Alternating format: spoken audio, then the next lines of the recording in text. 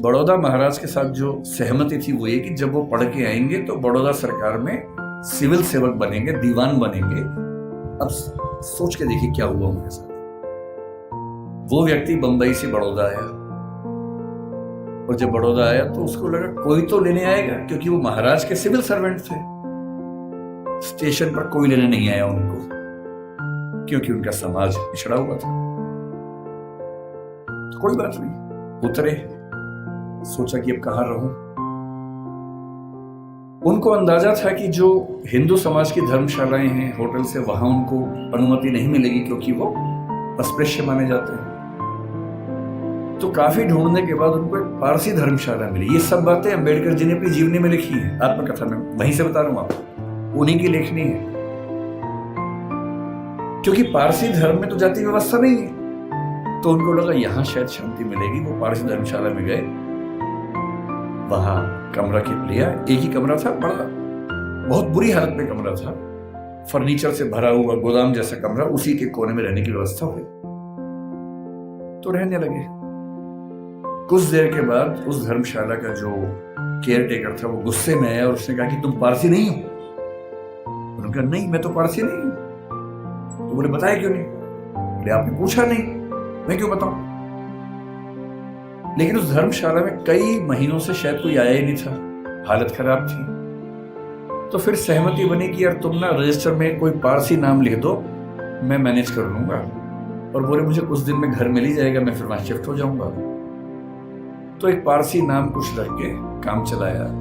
लेकिन 11 दिन हुए थे अभी, और 11वें दिन लगभग 10 से 15 पारसी युवक हथियार, लाठी, डंडे हाथ में लेके चिल्लाते हुए उनकी तरफ बढ़े।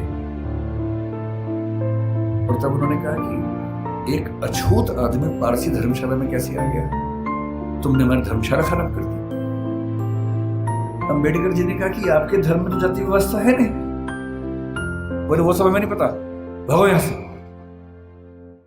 और खतरा था कि हिंसा हो सकती थी। अंत में तय हुआ कि शाम तक का समय है, छोड़ देना, वरना छोड़ेंगे नहीं। डॉक्टर अम्बेडकर अपने ऑफिस गए। ऑफिस में उनकी कुर्सी अलग बनाई गई।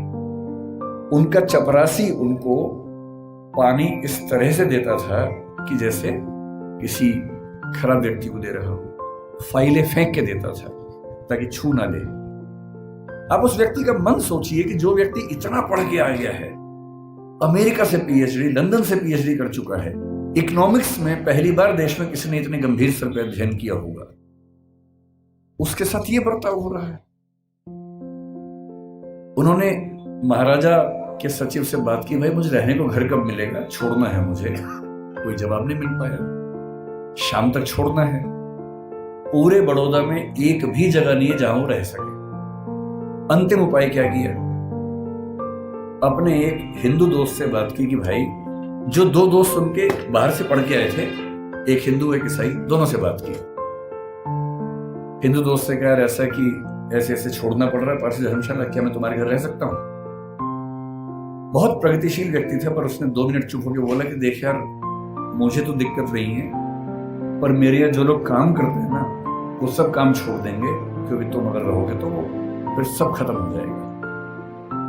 बोले ठीक है, कोई बात नहीं। एक ईसाई दोस्त था, ईसाइयों में तो प्रथा नहीं होती है, उससे पूछा। उसने कहा यार, हूं तो मैं ईसाई, लेकिन कुछ पीढ़ी पहले हम हिंदू थे, तो हमारे परिवार में अभी तक वो संस्कार हैं, और मेरी पत्नी इस बात से भड़क जाएगी कि आपने एक अछूत को अपने घर में कैसे बुला लिया। और तब डॉक्टर अम्बेडकर लिखते हैं अपनी आत्मकथा में, जो हिंदू समाज के लिए अछूत है, वो पारसी के लिए भी अछूत है, वो ईसाई के लिए भी अछूत है। और यही मुंबई में सिडनेहम कॉलेज में जब वो प्रोफेसर बन के गए, वहां भी ये बर्ताव हुआ कि उनको पानी पीने की व्यवस्था अलग थी। सिडनेहम कॉलेज, जो कि बहुत प्रतिष्ठित कॉलेज है मुंबई का, एक बार घड़ा छू लिया तो घड़े को तोड़ा गया पवित्र करने के लिए। और तब उनको फिर ये लगा कि ये अलग अलग धर्म जो दावा करते हैं कि हम समानता वाले धर्म हैं, उन सबका ऐसा बर्ताव क्यों है? फिर एक घटना लिखते हैं अंबेडकर जी अपनी आत्मकथा में। एक बार वो नासिक से औरंगाबाद जा रहे थे निजी यात्रा में कुछ दोस्तों के साथ।